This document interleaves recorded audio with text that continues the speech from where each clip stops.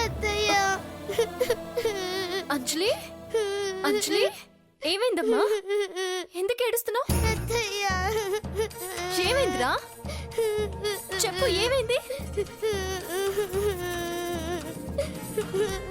ఏమైంది? నేను మిమ్మల్ని బాధపడుతున్నానా అత్తయ్య? బాగా అల్లరి చేస్తున్నానా? బొమ్మలు కావాలని గొడవ చేస్తున్నానా? ఎగ్జిబిషన్ కి తీసుకెళ్ళమని ఏడుస్తున్నానా? లేదమ్మా, ఎందుకలా అడుగుతున్నావు? మరి డాడీ నన్ను ఎందుకు ఇంట్లో నుంచి వెళ్ళిపోమంటున్నారు? నాన్న వెళ్ళిపోమంటావేంటమ్మా? నిన్నెందుకు వెళ్ళిపోమంటాడు? ఏమో, నన్ను అమ్మ దగ్గరికి వెళ్ళిపోమంటున్నాడు. ఇంకెప్పటికీ ఇక్కడికి రానంట. నేను అక్కడే ఉండిపోవాలంట. ఊరికెళ్ళమ్మా, నిన్ను ఆట పట్టించడానికి అలా అనుంటాడు. అంతేనా శేఖర్? లేదమ్మా, నిజంగానే అన్నాను. అంజలిని సుకన్య దగ్గరికి పంపించేస్తున్నాను.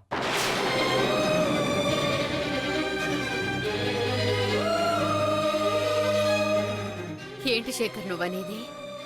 పాపని సుకన్య దగ్గరికి పంపించడం ఏంటి? ఇప్పటికే ఇద్దరు విడిపోయే పరిస్థితి వచ్చింది. కనీసం పాపైనా నీ దగ్గరుంటే దానికోసమైనా సుకన్య వస్తుందన్న ఆశ ఉంటుంది.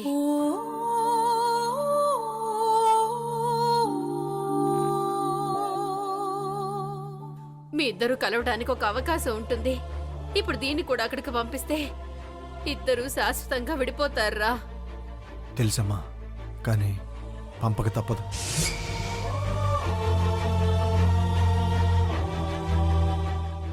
ఏం తప్పదురా? దాన్ని చూడకుండా ఉండగలవా? దాన్ని దూరం చేసుకొని బ్రతకగలవా?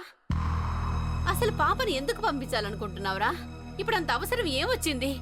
ఎవరి కోసం పంపిస్తున్నావు? నా చెల్లెల కోసమమ్మా. అపర్ణ కోసమా?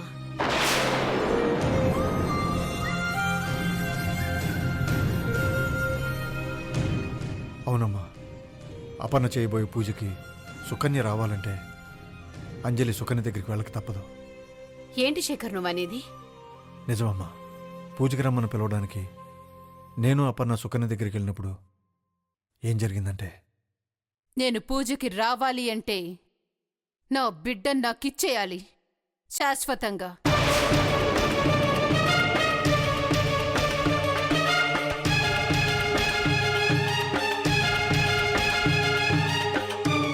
ఈ తండ్రికి ఆ బిడ్డకి ఎలాంటి సంబంధం ఉండకూడదు.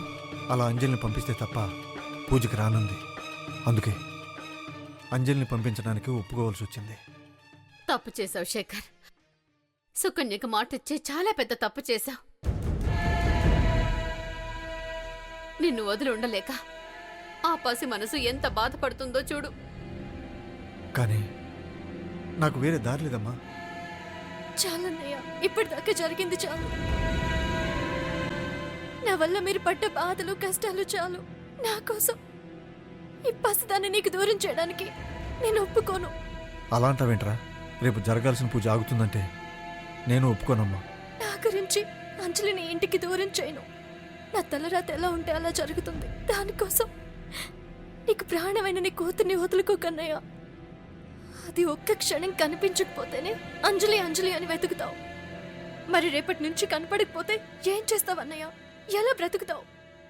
ఇది లేకుండా బ్రతకగలను అనుకుంటున్నావా? నిన్ను వదిలి అంజలి ఉండగలుగుతుంది అనుకుంటున్నావా? వద్దన్నయ్య, మన జీవితాలు అలాగూ కష్టాలు కన్నీళ్లలోనే గడిచిపోతున్నాయి. కనీసం దీన్నైనా సంతోషంగా ఉండని. ఇది కోరుకున్నట్టే జరిగిని. కాదని వతని దగ్గరికి పంపిస్తే ఇద్దరు శాశ్వతంగా దూరం అయిపోతారు.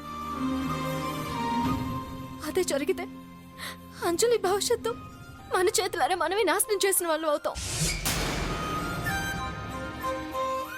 అది పెట్టే ప్రతి కన్నీటి పొట్టికి మనమే కారకులం అవుతాం. మా అత్తయ్య కోసం మా నాన్న నన్ను వదులుకున్నాడు అని నన్ను అపార్థం చేసుకుంటుంది.